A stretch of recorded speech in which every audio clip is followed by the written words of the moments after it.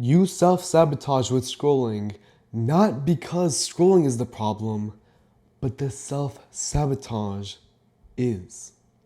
The thing is, if you try to fix scrolling at its base, then you will continue to try and fail. Because I used to be in the exact same spot as you. I was scrolling 10 plus hours a day, every day, and I wanted to stop. But the problem that I found was that maybe one day I'd find that, I scrolled less, I was a bit more productive, and the next day I would crash and burn, just completely scrolling, not doing a single thing. And it sucked. I remember just wanting to change, to be better. And so I started watching videos on scrolling and habits and everything like that. But that's when I had a realization. Scrolling is not just a habit. Because if it was, you could treat it like one and it would go away. That's what so many YouTubers and books get wrong. It's that, yeah, habits are easy to change, but scrolling is not just a habit. It's an addiction. And addictions come from your identity. The thing is, you can try to address scrolling at its base all you want. But scrolling is not the problem. It is a symptom of the problem. And the problem is that you see yourself as the guy who scrolls. The thing is, when you maybe have one day where you actually don't scroll as much, that's your peak. Right now, your rut is scrolling 10 plus hours a day. So our goal is just to raise the rut, to actually raise the baseline of where we are so that, yeah, some days you might scroll, but most days are good where you're building something. You're feeling proud of yourself.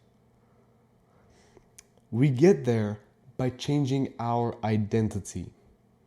Because you don't rise to your peak, you fall to your rut, to your base. And your identity right now is what's holding you back. Because you see yourself as the guy who scrolls, and so you do. It's very hard to fight your identity because you're fighting yourself. So what we have to do is change it. Your identity is changed in micro moments. Basically, when you wake up and the first thing you think about is reaching for your phone, that's a micro moment. You either have two choices. You either reach for your phone, go ahead, check Instagram, waste 3 hours again, or you fight the urge and you just stand up and make breakfast.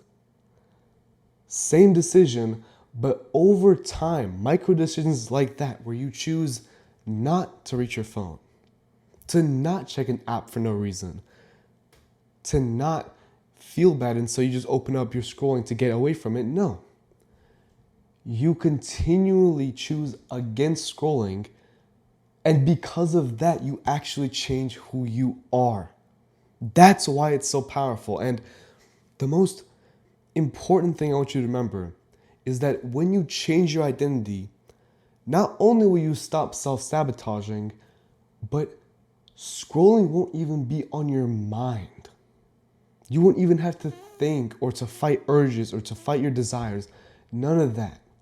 You will literally just be living your life, maybe like less than 3 hours of screen time a day. You're proud of yourself and you're actually building something. I was able to make this YouTube channel help other guys with scrolling.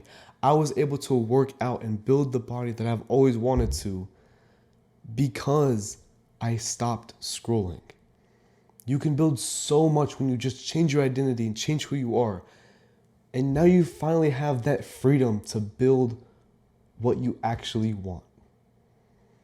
And so if you want help in applying this, there's a link in the description.